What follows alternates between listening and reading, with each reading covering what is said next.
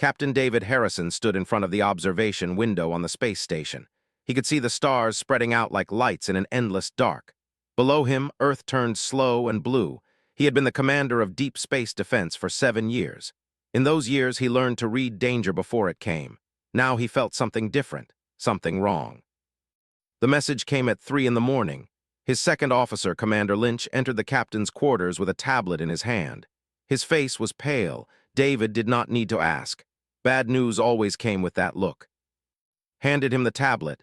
David read the words once, twice, 3 times. The data made no sense. The had vanished.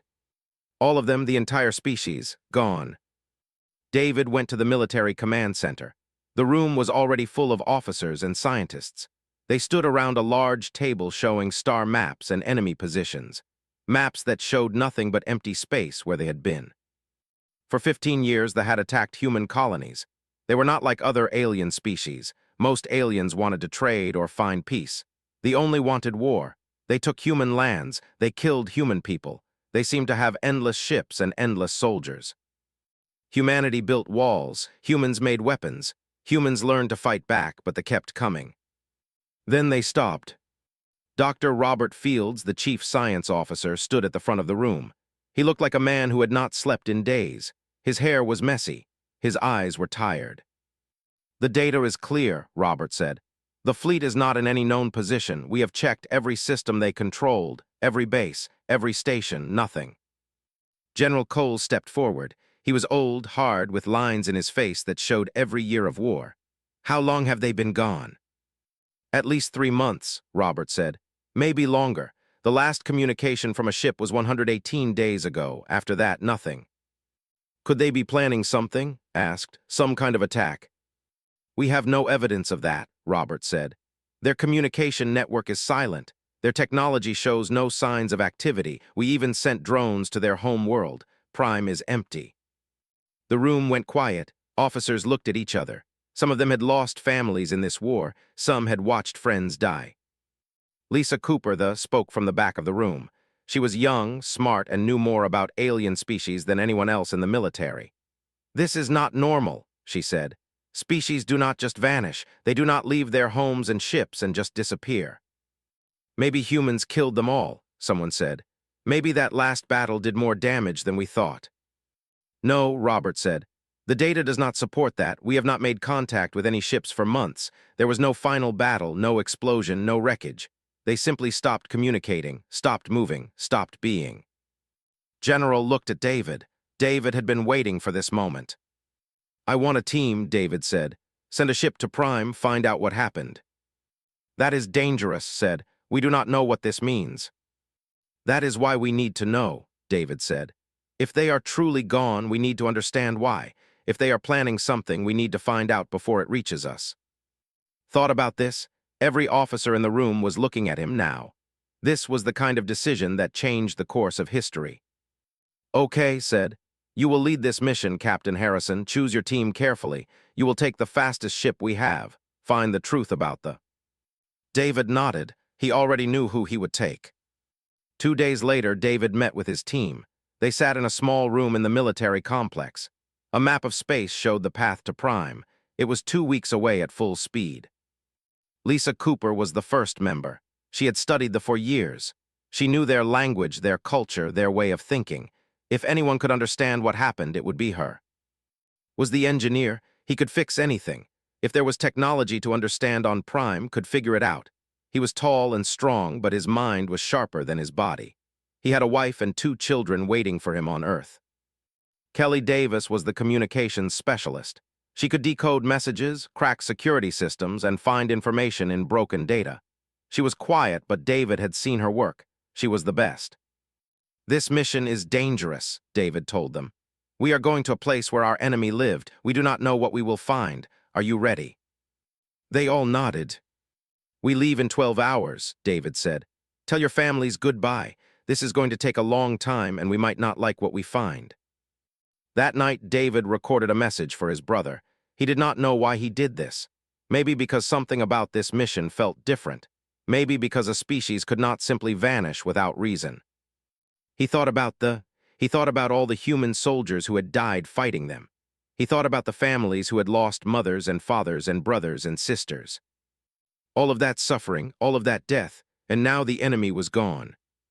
But how? The ship launched the next morning. It was called the Northern Star. It was small but fast. The engines roared as it left Earth orbit. The stars grew bigger as they moved away from home. David stood on the bridge and watched the darkness ahead. Somewhere in that darkness was the answer. Somewhere in that darkness was the truth about what happened to the... He did not know that this mission would change everything. He did not know that the mystery would lead to a choice that would define humanity's future. He only knew that they had to find the answer. The Northern Star jumped into faster-than-light speed. The stars stretched like lights moving backward. The ship moved toward Prime, toward the empty planet, toward the truth that waited in the ruins of a dead civilization. David stood alone on the bridge and thought about what they might find. He thought about the silence. He thought about a species that was there and then was not. The Northern Star entered the system after 14 days of travel. What they found was a graveyard. David looked at the screens showing Prime. The planet hung in space like a dead thing. It was large and red with clouds that did not move. No lights showed on the night side. No signals came from the surface. They had sent drones ahead. The drones sent back pictures. The cities were still there, the buildings still stood, but there were no signs of life. Lisa pushed away from her station and moved to look at the main screen. Her face showed worry. "The planet is intact," she said. "No bombs, no asteroid impacts, nothing that shows an attack happened here. This was not a battle, this was something else." "We are going down," David said. "Suit up and prepare the landing team." They landed near the largest city, a place they called. As they stepped out of the shuttle, everything felt wrong. The ground was hard and dark. The sky above them was a strange color. Red dust covered everything. The city streets were empty. They walked through buildings that stood like empty shells, rooms full of chairs where it sat, beds where they had slept, food still on tables, now dried and old. Kelly was looking at everything through her scanner. She recorded images and data. "There are no bodies," she said. "No signs of struggle, nothing that shows what happened. It is like the population just stopped existing." Found the first computer terminal. It was still working, powered by deep systems that would run for a long time. He sat down and began to work on it. His fingers moved fast over the keys. After 20 minutes, he looked up. "There is something here," he said. "Data, records, a lot of them, but they are in a language code I do not recognize. It is not standard." Lisa bent over his shoulder. She studied the screen. Her face became serious. "This is old," she said. "This is from their genetic data banks. These are records about their own biology." They moved to the main research facility. It was underground, protected behind thick doors. The doors had been opened from the inside, as if the last had left them open as a message. Inside, the team found laboratories, long tables, strange machines, and data, so much data. Kelly started to work on the computer systems. After an hour, information began to appear on the screens. What they read changed everything. They had started a program to change themselves, to make themselves better, to become superior. They had taken their own genetic code and started to modify it. They wanted to be faster, stronger, smarter. They wanted to live longer. They wanted to be perfect. The records showed the program had gone on for many years. Thousands had volunteered, or maybe they had been forced. The records did not make that clear. But something went wrong. The first generation of new seemed to work. They were stronger. They showed improved abilities. The military was happy. The government was happy. Everyone believed that they were about to become the best species in the galaxy. Then the second generation started to show problems. Illness, weakness, death. The genetic changes had created something wrong inside them. The modifications looked good at first, but they broke down over time. The new lived shorter lives. They got sick more often. Their children were even weaker than their parents. But the government did not stop the program. The records showed that they made the changes more extreme. They tried to fix the problems by changing them more, not less. They were trying to fix one problem by making bigger problems, Lisa whispered as she read. They did not understand what they were doing. The records showed the chaos that followed. The modified started to die, hospitals filled with the sick, families lost loved ones. The government kept making promises that a cure was coming. But no cure came. Instead, something else started to happen. The modified began to spread a sickness, a biological infection. Something in their changed bodies created a disease that jumped from one to another. It spread through the cities like fire. The government tried to stop it. They put people in isolation. They closed cities, but it was too late. The disease moved faster than they could control it. The records showed pictures of the final days. Empty hospitals, empty streets, empty cities. The records showed data about how many had died. Billions, almost the entire population. The very last entry was from a doctor. Her name was something that translated to keeper of knowledge.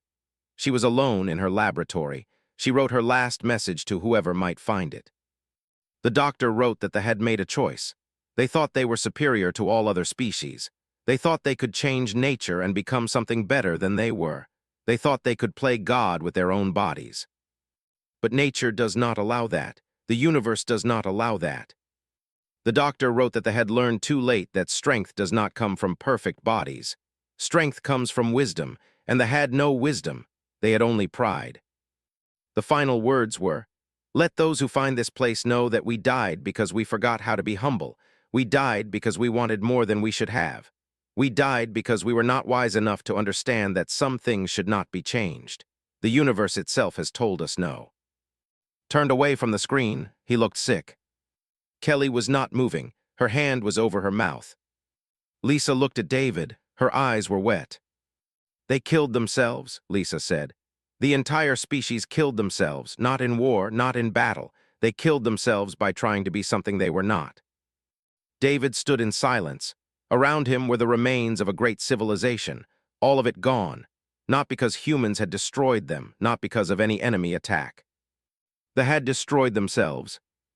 They had looked at who they were and decided it was not good enough. They had decided that they needed to be perfect, and in trying to become perfect, they had created death. "Gather all the data," David said quietly. "Everything. We need to bring this information back to Earth." The team spent 3 days on Prime. Every hour brought new discoveries. Every discovery brought more questions. Found computer files that they had hidden in deep storage. These were not about the genetic changes that had destroyed them. These were about something else. They were about humans. Captain called out, "You need to see this." David moved to the terminal. On the screen were images. Images of human soldiers, images of human cities, images of human ships. "They were studying us," said. "For years, they collected our data, our science, our biology, everything." Lisa looked over his shoulder. She moved the mouse to open more files. Document after document appeared. Reports written by scientists about human capabilities. One file was titled, "The Durability Problem, Why Humans Survive on Hostile Worlds." Lisa opened it. The document was long and detailed. It showed confusion.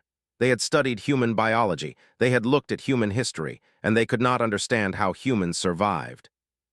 The document said, "Humans come from a world that tries to kill them in every way. The gravity is heavy. The weather is dangerous. The food is hard to find. The animals are fierce. Most species like us would have died out in such conditions. But humans did not die. They learned.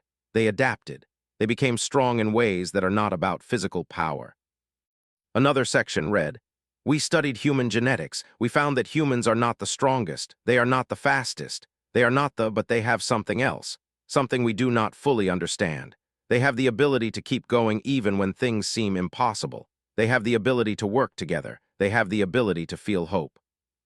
Kelly read more sections silently. When she looked up, her face was dark. "They were trying to copy us," Kelly said. "The genetic modifications, they were not just trying to make themselves better. They were trying to understand what made humans different. They were trying to take human traits and put them into bodies." "But they got it wrong," Lisa said. She pointed at another file. "They tried to copy the result without understanding the cause. Humans survive because of how we think, how we feel, how we choose to keep going. You cannot copy that with just genetics." David read more of the documents. They had become obsessed with humans. They had sent agents to study human colonies. They had captured human soldiers and tested them. They had written hundreds of reports about human nature. One report made David stop reading. It was from the chief scientist. his name translated to Master of Science. The report read, "The great problem of thee is that we are perfect already. We believe we are the best. We believe we are superior. This belief has made us closed to learning. It has made us unable to understand how other species survive.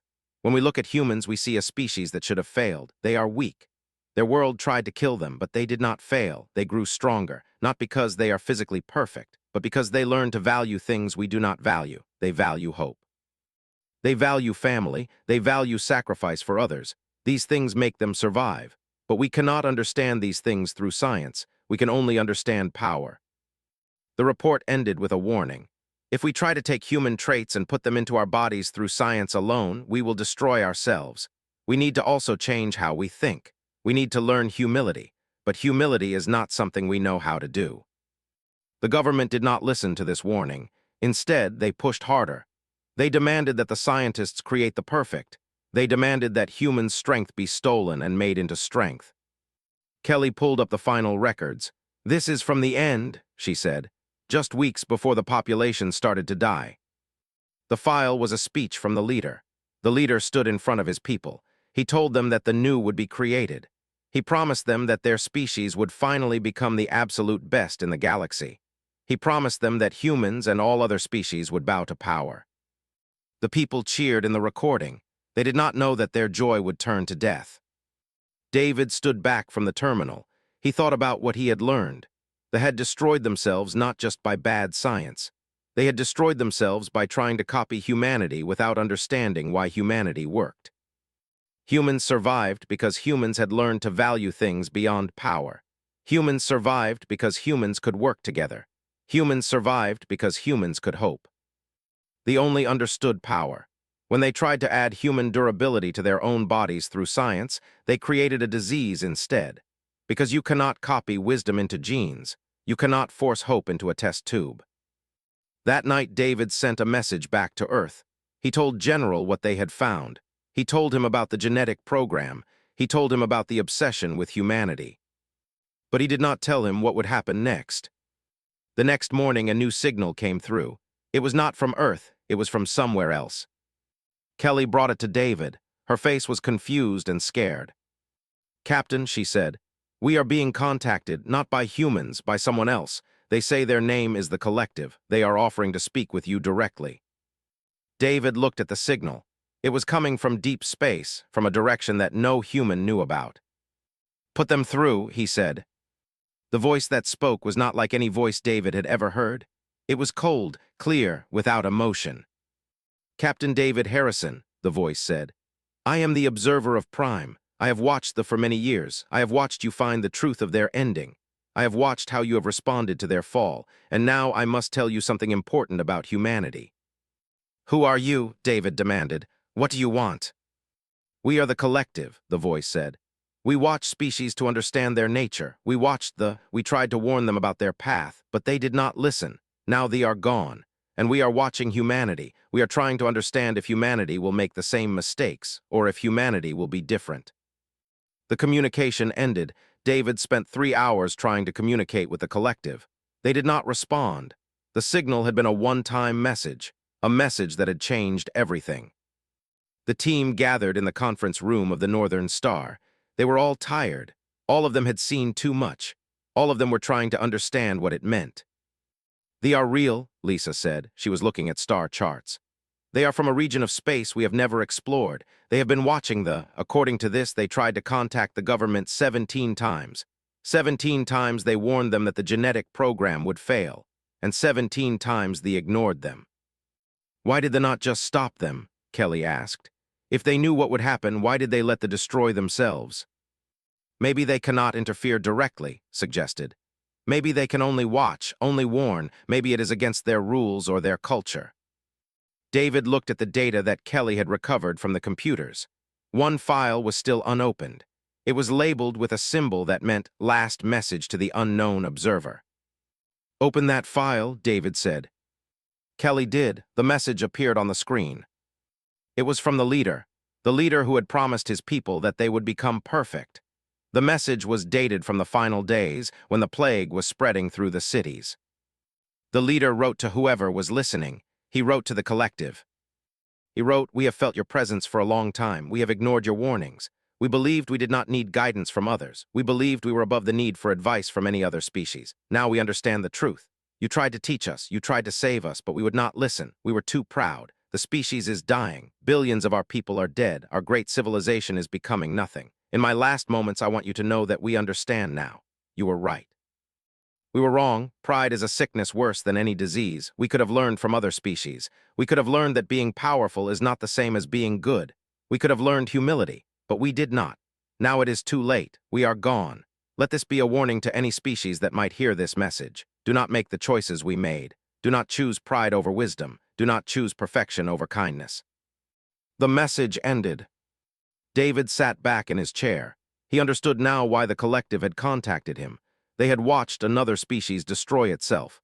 They were now watching to see if humanity would do the same thing. "We need to go home," David said. "We need to tell Earth what happened here, and we need to prepare them for what might come next." The journey back to Earth took 15 days. David spent most of them thinking about what they had learned. He thought about pride. He thought about the mistakes that could destroy a civilization. When the Northern Star entered Earth orbit, 3 military ships met them. General was waiting in the command center. David presented all the data to the council. He told them about the genetic program. He told them about the obsession with humans. He told them about the collective. The reaction was mixed. Some leaders wanted to celebrate. They said the destruction was proof that humans were superior. They wanted to expand into space. They wanted to take the technology and use it. Other leaders wanted caution. Lisa stepped forward and explained what had happened to the. She explained that they had destroyed themselves not through bad luck but through bad choices, through pride. They tried to be something they were not, Lisa said. They tried to force evolution through science. They thought they could take human survival skills and just copy them into their own bodies. But it does not work that way. Humans survive not because we are genetically perfect. We survive because we have learned to value things beyond power. We survive because we can hope. We survive because we can work together. These things cannot be through science. They must be learned through experience. General listened carefully. He was an old soldier. He had seen what pride could do to an army. He had seen what arrogance could do to a nation. "What is the message from the?" he asked. "They are watching us," David said. "They want to know if we will make the same mistakes they made. They want to know if we will choose wisdom or pride." One of the political leaders stood up. His name was Representative Clinton Moore. He was powerful and ambitious. He had been arguing for aggressive expansion into space. "This is a test," he said. "The collective is testing us. Then we should show them what humanity is made of. We should expand. We should take the technology. We should show the galaxy that humans are the strongest." David shook his head. "No," he said. "That is exactly what the thought. That is exactly how they destroyed themselves." "You are saying we should do nothing?" Clinton asked. "You are saying we should leave the territory empty. You are saying we should ignore this opportunity." "I am saying we should learn from what happened," David said. "They were strong, but their strength meant nothing. They destroyed themselves because they were not wise. We have a choice. We can follow the same path, or we can choose something different." The council argued for hours. Some agreed with David. Some agreed with Clinton. Some did not know what they believed. Finally, General stood up. He was old, but his authority was respected. Every officer in the room had served under him. Every officer had survived because of his decisions. "I want to send one more team to Prime," said. "Not to take their technology, not to expand our territory, to understand, to learn, to preserve what we can of their knowledge so we remember what happened here." He looked at David. "Captain Harrison will lead that team." Clinton tried to object, but the council voted. General's word was final. The decision was made. Humanity would respond to the downfall 6 months later. David stood in a building that humanity had built on Prime. It was not a military base. It was not a place of conquest. It was a library. The building was simple and clean. Inside, humans worked carefully to preserve the records of the civilization. They translated documents. They studied the history of a species that had died by its own hand. Around the building, construction teams were creating something else. They were building a memorial, not to human victory, to the lesson they had left behind. On the front of the memorial was carved the final message of the dying leader. The words were in both and human languages. Anyone who came to this place could read what the leader had written. They could understand what had destroyed an entire species. Lisa was the director of the Memory Project. That was what they called it. She worked with scientists and scholars to understand history, culture, mistakes. She was teaching humanity about a species that had been an enemy but now was something more, a cautionary tale. Was the engineer who maintained all the systems. The building was underground, protected from the harsh weather. He had built everything to last 1,000 years, to make sure that humanity would not forget. Kelly was still the communications specialist, but now she was doing something different. She was translating the records for a purpose that surprised everyone. The collective had made contact again. This time, they wanted to communicate. The conversation between humanity and the collective had been long and careful. They did not show themselves, but they sent information. They shared knowledge. They told humanity about other species, species that had made good choices and survived, species that had made bad choices and disappeared, species that were just beginning to explore their own worlds, not knowing what mistakes lay ahead. They told humanity something important. Every species must learn for itself. We cannot force wisdom on others. We can only warn, we can only watch, we can only help those who choose to listen. David was now the commander of something new, not a military force, a gathering place for knowledge. Humans from Earth came to Prime. They studied. They learned. They tried to understand what it meant to be wise rather than just powerful. General retired from military service. He came to Prime to work on something he had dreamed about his whole life. A school. A place where young soldiers could learn about the choices they would have to make. A place where they could understand that power without wisdom was dangerous. One day, David received a message from Representative Clinton Moore. Clinton had opposed the Memory Project. He had wanted to use the territory for military expansion. But he had been studying the records from Prime. He had been reading the history. He had been thinking.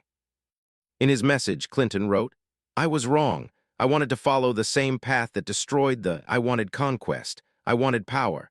I did not understand that these things are empty without wisdom. I am asking for forgiveness. I am asking to help with the memorial. I want to spend the rest of my life making sure that humanity does not repeat the mistake." David accepted his offer. Years passed, the memorial grew. Scientists from all over Earth came to study, children came to learn, leaders came to understand. A new charter was written for human expansion into space.